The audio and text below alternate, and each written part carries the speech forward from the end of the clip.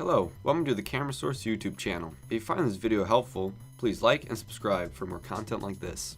What we have here today is a device brought to you by Camera Source that deactivates the automatic start-stop feature on select Ford vehicles. The process only takes minutes. Let me show you how.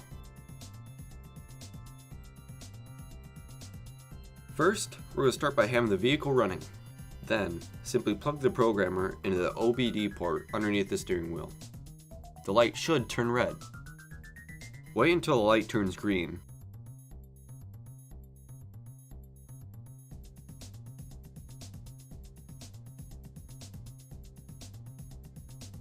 Then, unplug the programmer.